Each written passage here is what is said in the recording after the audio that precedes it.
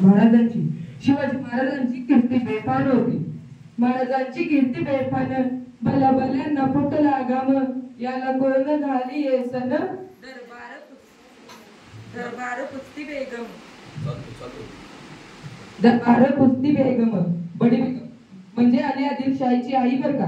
नजरेत तिच्या अंगार दरबार झाला गपगार कोणी घेई ना पुढाकार साऱ्यांनीच मांडली हार.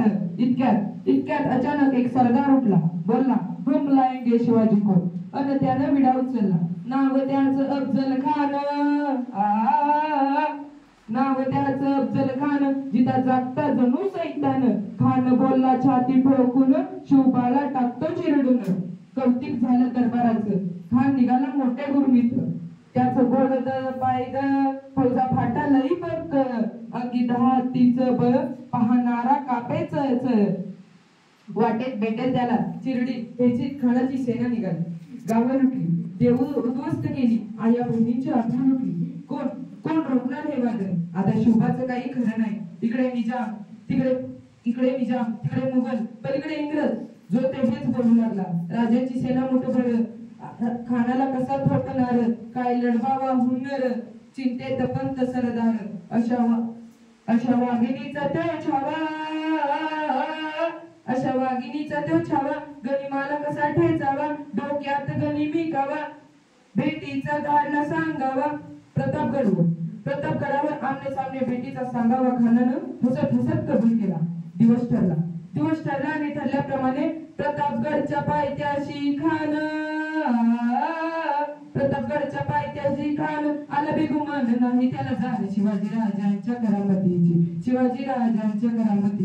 अन त्यास नाही जाणीव शक्तीची अन करील काय कल्पना युक्तीची. खानाच्या भेटीसाठी महाराजांनी एक शानदार शामियाना उभारला होता. भेटीसाठी छान उभारलेला नक्षीदार शामियान्याला अन अशा या शामियान्यात खान डवलत डुलत आला. सैयद बंडा त्याच्या संगतीला शिवबाच्या संगती म्हाला.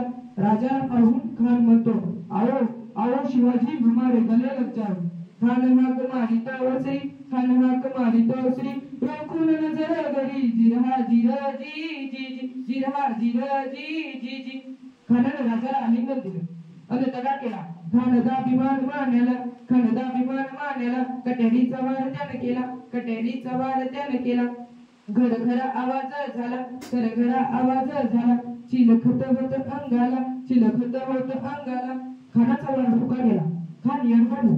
इतक्यात महाराजांनी पोटामध्ये पिचवा घुसवला. वाघनख्याचा मारा केला. टराटरा फाडलं पोटाला. हे तडा गेला खानाला कोता बाहेर आला जिरजी.